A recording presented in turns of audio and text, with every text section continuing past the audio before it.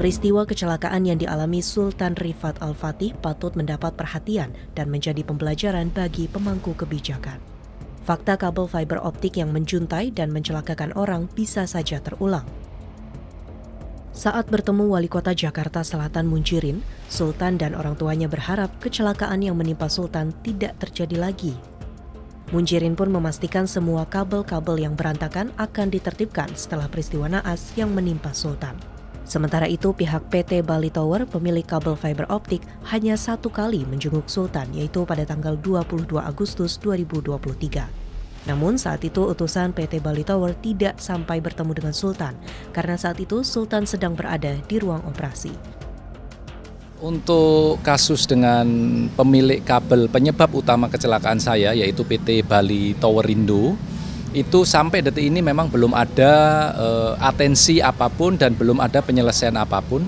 Sekedar meminta maaf ataupun menjenguk bertemu anak saya aja belum.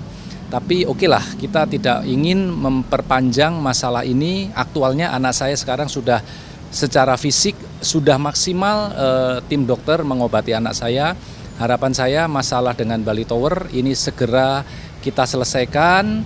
Yang penting sekarang anak saya bisa menjalani hidupnya tanpa ada satu beban apapun. Ayo, oke, kondisi anak saya memang sekarang sudah sehat, tapi memang ada keterbatasan dengan tidak bisa berbicara. Ayo kita berbicara, itu harapan saya, Mas, secara kekeluargaan.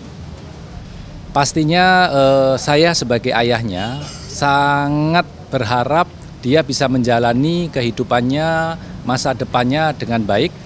Kemudian atas kekurangan yang terjadi, saya akan usahakan semaksimal mungkin untuk bisa memberikan satu kemudahan.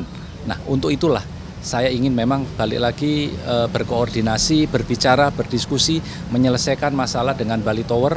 Sekali lagi supaya apa? Supaya tidak ada saling fitnah, supaya tidak ada saling menzolimi di antara kita semua, baik di keluarga saya, khususnya di Sultan, maupun di pihak Bali Tower, termasuk ribuan karyawan dan semua vendor pasti akan terkena dampak daripada polemik-polemik yang terjadi ini. Harapan saya Sultan dapat melanjutkan kuliahnya secara short term, kemudian melanjutkan hal-hal yang lain untuk masa depannya. Itu harapan saya, Mas. Kecelakaan akibat semrawutnya tata kelola utilitas di Jakarta seperti yang dialami Sultan bukan yang pertama kali. Media BBC Indonesia mencatat pada tahun 2015, 2 petugas Transjakarta meninggal dunia akibat tersengat listrik ketika melewati genangan air di dekat tiang listrik sekitar halte.